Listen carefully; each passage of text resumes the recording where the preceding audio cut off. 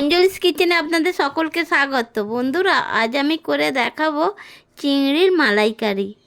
এই চিংড়ির মালাইকারিটা কিভাবে বানাই আপনারা দেখতে থাকুন। প্রথমে আমি কিছুটা বাজার থেকে চিংড়ি কিনে এনেছি। কিনে এনে একটা জায়গায় ঢেলে নিয়েছি। নিয়ে এইবারে চিংড়িগুলোকে কেটে বেছে নেব। বন্ধুরা, চিংড়িগুলো আমার কাটা বাছা হয়ে গেছে, ধোয়াও হয়ে গেছে। এবার এর মধ্যে লবণ আর হলুদ গুঁড়ো মাখিয়ে দিলাম ভালো করে, যাতে করে এটা নুন আর হলুদ ভিতরে ঢুকে যায়। তারপর উনানে কড়াই বসিয়ে পরিমাণ মতো সরিষার তেল দিলাম। সরিষার তেলটা দিয়ে খুন্তি দিয়ে চারিদিকে ছড়িয়ে দিচ্ছি বন্ধুরা।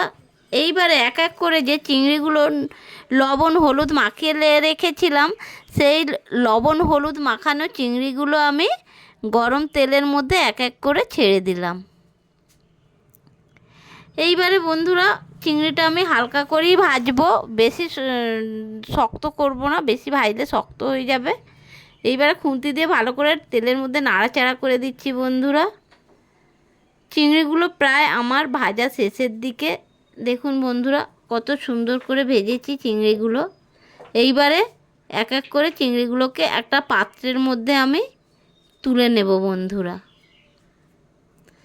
চিংড়িগুলোকে এইভাবে আমি এক এক করে একটা পাত্রের মধ্যে তুলে নিচ্ছি। তুলে নেওয়া হয়ে গেল। এবারে যে চিংড়ি ভাজার তেল ছিল তার মধ্যে আরেকটু তেল আমি দিয়ে দিলাম বন্ধুরা। দিয়ে এবারে এই তেলের মধ্যে ফোড়ন হিসেবে আমি দিয়ে দেব কিছুটা তেজপাতা ফাটিয়ে দিয়েছি, আর গোটা গরম মশলা আর গোটা জিরে দিয়ে বন্ধুরা এর মধ্যে একটু ভাজা ভাজা হতে সময় দিচ্ছি। একটু ভাজা ভাজা হয়ে গেলে পরে এর মধ্যে আমি কোঁচানো পেঁয়াজ দিয়ে দিচ্ছি বন্ধুরা। কোঁচানো পেঁয়াজ দিয়ে এইবারে এটাকে একটু ভাজা ভাজা করব।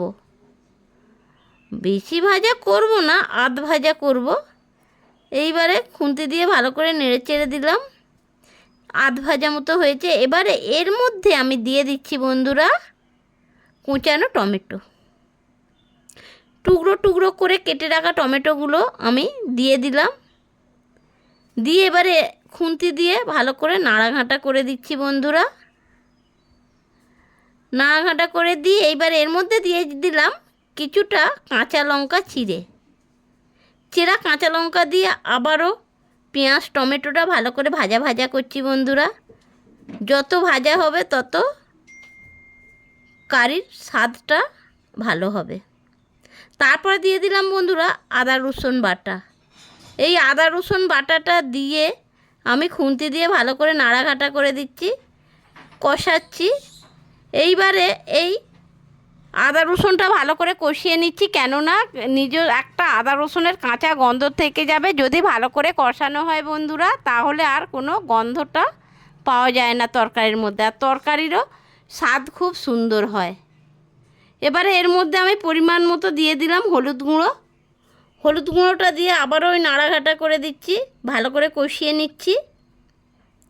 এইবারে আমি এর মধ্যে দিয়ে দিলাম বন্ধুরা লঙ্কা গুঁড়ো আর কিছুটা জিরে গুঁড়ো দিয়ে দিলাম। দিয়ে এবারে ভালো করে খুন্তি দিয়ে নাড়াঘাটা করে দিচ্ছি। দিয়ে দিলাম অল্প একটু জল, কেননা মশলাটা না কড়াইয়ের মধ্যে ধরে যাচ্ছে, যার জন্য একটু জলটা দিয়ে দিলাম। দিয়ে আবারও খুন্তি দিয়ে ভালো করে নাড়াঘাটা করে দিলাম। দিয়ে বন্ধুরা এবারে দিয়ে দিচ্ছি নারকেলের দুধটা তৈরি করে রেখেছিলাম, সেই দুধটা দিয়ে দিলাম। দিয়ে এবার খুন্তি দিয়ে ভালো করে নেড়ে চেড়ে দিচ্ছি বন্ধুরা। দেখুন বন্ধুরা, ফুটে উঠেছে। এইবারে এইভাবে একটু ফুটতে থাকবে বন্ধুরা। তারপর খুন্তি দিয়ে ভালো করে নাড়াঘাঁটা করে দিচ্ছি। দিয়ে এবারে বন্ধুরা এরপরে আমি ছেড়ে দিচ্ছি যে চিংড়িগুলো ভেজে রেখেছিলাম, চিংড়িগুলো ছেড়ে দিচ্ছি।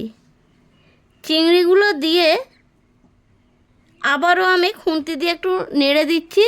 একটু রসের মধ্যে চিংড়িগুলোকে ডুবিয়ে দিচ্ছি বন্ধুরা, যাতে করে চিংড়িগুলো একটু সিদ্ধ হয়ে যায়। এইবারে আমি এর মধ্যে দিয়ে দিলাম কিছুটা কোঁচানো ধনিয়া পাতা দিয়ে নাড়াচাড়া করে দিলাম। তারপরে দিয়ে দিচ্ছি কিছুটা গরম মশলা। গরম মশলার গুঁড়োটা দিয়ে বন্ধুরা এইবারে আমি ভালো করে নাড়াচাড়া করে দিচ্ছি। এবারে মোটামুটি আমার চিংড়ির মালাইকারিটা হয়ে এসেছে। এবারে নামিয়ে নেওয়ার পালা। দেখুন বন্ধুরা কত সুন্দর ট্যাপা ট্যাপা হয়েছে চিংড়িগুলো। মালাইকারিটা খুব সুন্দর হয়েছে বন্ধুরা, দেখছেন তো, খুব সুন্দর। আমার এবারে একটা বোলের মধ্যে নামিয়ে নিলাম। হ্যাঁ, ওর মধ্যে কিছুটা সরিষার তেল দিয়ে দিয়েছিলাম। কত সুন্দর হয়েছে আমার চিংড়ির মালাইকারিটা। দেখুন বন্ধুরা, আপনারাও এইভাবে বানিয়ে খাবেন, ভালো লাগবে। খুব সুন্দর হয়েছে, দেখুন।